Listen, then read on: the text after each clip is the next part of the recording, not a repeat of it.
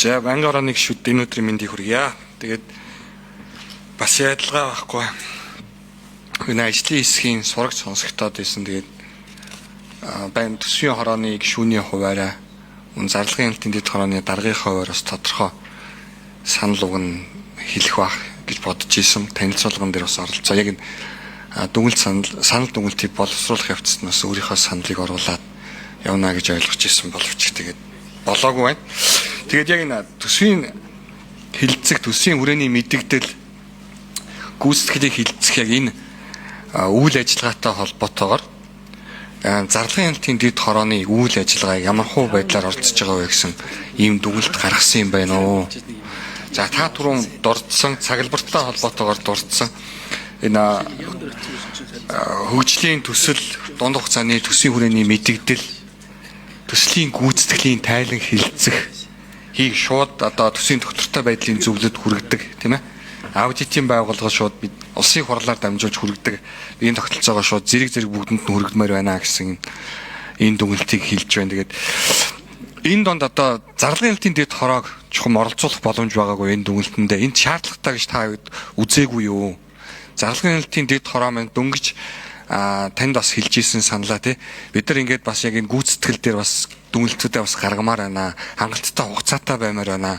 Тэгэхгүй учраас ингээд цаглбартай холбоотойгоор ерөөсөө ингээд 3-4 хоногийн хугацаа гарчаад байна зүгээр. Энэ жилдээ нэг жоохон юм exception гарч ирээд нэг 7 хоногийн хугацаа гарсан учраас бид нар сая мэдээлэл авах юм болцоо гарсан. Тэгэхээр яг энэ цаглбар болон төсвийн зарлахын хэлтийн дэд хорооны үйл ажиллагаатай холбоотой ямар нэгэн санал танд байгаагүй юу гэдэг ийм асуулт байна. За асуулт үг зэрэг явж байгаа. За хариулах уу? Ганц хоёр асуулт явуулсан.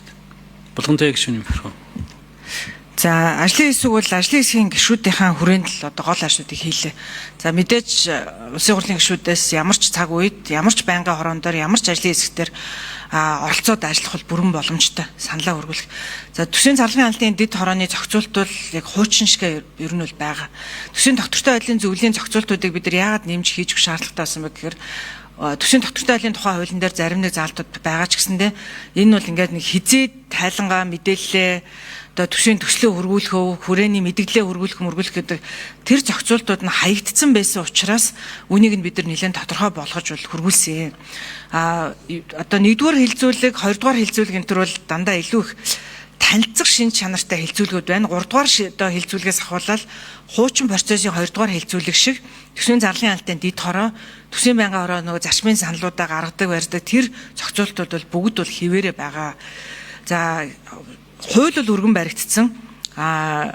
Төсвийн зарлахын албаны дэд хорооны дарга хэрвээ үүнтэй холбоотойгоор хөндөгдсөн зүйл заалт дээр бол нэмэлт зарчмын одоо санал гаргаад зарим нэг зохицуултуудыг хийх бол бүрэн боломж бол байгаа. За бидний хувьд бол энэ ажлын хэсэг бол үнийг хэлэхэд одоо төсвийн тухай хууль шиг том хуулийг бид нар боловсруулж чадахгүй. Ер нь чадахгүй юм а чадахгүйгээр л хэлсэн дэр.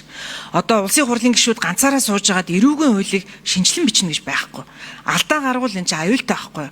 Төсвийн тухай хууль гэдэг бол эндээс цалинжиж байгаа нийт бүх 200 гаруй төрийн албаагчдын цалин, энд бүх Монгол улсын суралцж байгаа хүүхдүүдийн асуудал, нийгмийн одоо хүүхдийн мөнгнөөс ахуулаад энэ бүх шимтгэлд одоо татвар бүх юмнууд эндээс хамааралтай байдаг учраас ялангуяа энэ органик салбарын том хуулиудад хувь гишүүд бол яг ганц хоёр зүйл заалтууд өөрчлөх хэмжээний л одоо зарим нэг өөрчлөлтүүдийг оруулдаг болохоос л нэмэлт өөрчлөлт оруулдаг болохоос биш. Заяа бол гишүүний хэлснээр төсвийн тухай хуулийг, төсвийн доктортой байдлын тухай хуулийг манай хэдэн гишүүд нийлж байгаад ийм том хуулийг бичиж чадахгүй. Ер нь үеийн үед хамгийн том хуулиудыг засгийн газар л өөрөө бичихгүй бол биднэрт тийм нарийн мэдээллүүд ч байхгүй, тийм мундаг хуульчид ч байхгүй. Хуульч болгон төсвийн тухай хуулийг мэдхгүй. Хуульч болгон эрүүгийн хуулийг мэдхгүй, иргэний хуулийг мэдхгүйтэй яг адилхан алдаа гаргавал үр дагавар их өндөртэй учраас энд бол бид нар зардалд үзүүлж байгаа дүн шинжилгээнүүд дээр одоо төсөвд хуулийн төслүүд дээр зардал дээр дүн шинжилгээ хийх гэдэг ажлын даалгавар улсын хурлын дараагаас батлагдахтаа ингэж батлагдсан учраас бид нар энэ хүрээндээ л ажилласан. Төсвийн тухай хуулинд өөрчлөлт оруулах цаг нь болсноо бол болсон. Үүнийг үндэсний аудитын газраас ч гэсэн олон жилийн дүгнэлтэн дээр бол гаргаж ирсэн. Бид нар бол үнийг хэлэхэд төсвийн тухай хуулийн дээр төдийгөөс үдээ болтныг нэмэлт өөрчлөлтүүд оруулаад ингээл аргалаад яваад байгаа болохоос биш. Одоо бараг даваа сүрэн даргын үед сангийн хамдаар ашиглаж ирсэн шахамл зарим нэг зохицуултуудаар яваад байгаа ш. Тэгэхээр энийг бол